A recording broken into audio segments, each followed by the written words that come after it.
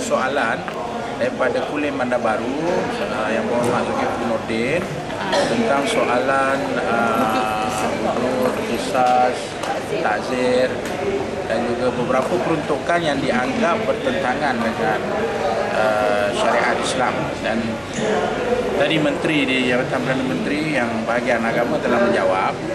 Dalam jawapannya itu dari inilah nampaknya saya kata jawapan yang tidak menuju kepada soalan tetapi lebih kepada cuba untuk mengindahkan keadaan. Komen saya ataupun apa yang saya sepatutnya nak tanya kepada dia sebenarnya dalam soalan tambahan yang dibuat oleh Kulim Bandar Baru ialah setelah 50 tahun kita merdeka dan kita telah bebas daripada penjajah, soalan ini mengapa dalam rangka hari ini kita masih menerima undang-undang penjajah dan menyebabkan undang-undang syariah ini agak terpinggir dan tidak dimajukan, tidak diselaraskan dengan baik. Dan isu ini bukan baru dibawa, sebelum daripada ini isu yang sama telah dikemukakan dalam parlimen dan jawapan yang sama kita terima, tidak ada satu perkembangan.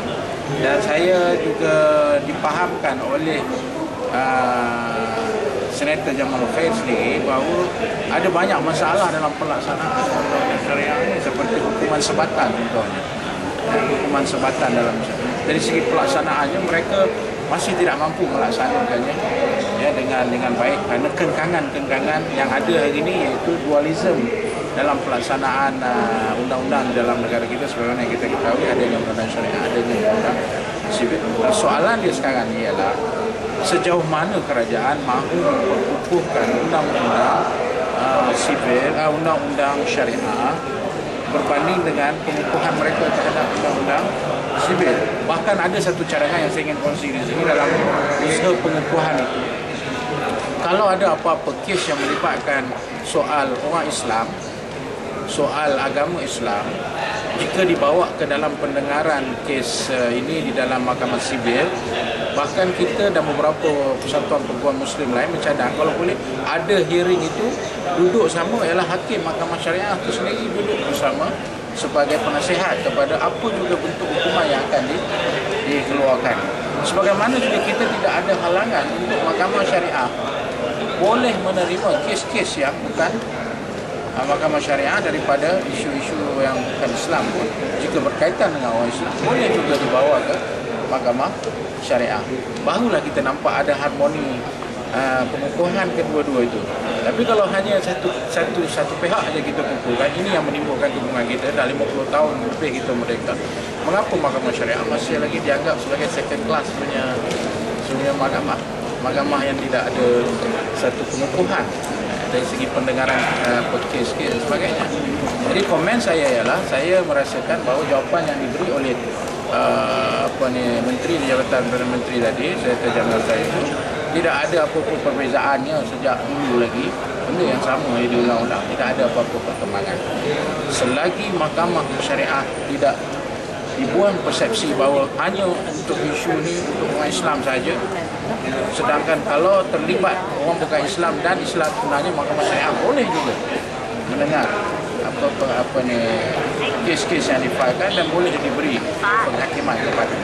Dan ini insya-Allah saya rasa saya dipahamkan dalam sesi yang sama akan dibentangkan undang-undang tentang undang-undang pembaharuan kontrak perkahwinan 1996 Law Reform Act, undang-undang pembaharuan perkahwinan yang akan melibatkan isu yang sama. Kita akan timbul masalah yang sama juga, perpindahan antara syariah dengan mahkamah syariah dengan sivil dan sebagainya akan jadi masalah. Ada duit lagi dalam soalan sama ada duit tak ada jawapan, dapat jawapan mulut je. Tak berpuas juga dengan jawapan itu. Sebab itu saya berseloroh dengan dia tadi sebab dia duduk sebelah mungkin dia tangguh macam tangguh. Saya kata UMNO dah jadi PAS lah sekarang ni. Maknanya itu yang kita utarakan dulu tentang bagaimana pelaksanaan hukum ini perlu dilihat sebagai satu tanggungjawab.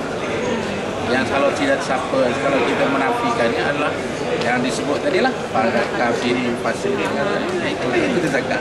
Alhamdulillah sekarang mereka dah nampak apa yang diutarakan selama ni lepas dia orang kata apa ni PAS tak ada soalan lain ke? sekarang mereka yang mengutarakan ini menandakan bahawa perjuangan PAS selama ini untuk mengukuhkan syariat dalam konteks negara semakin dilihat sebagai satu yang bukan sekadar relevan tetapi diterima juga oleh BN atau UMNO. Maknanya tak berpuas hati dengan Tak berpuas hati dengan sistem sistem yang ada.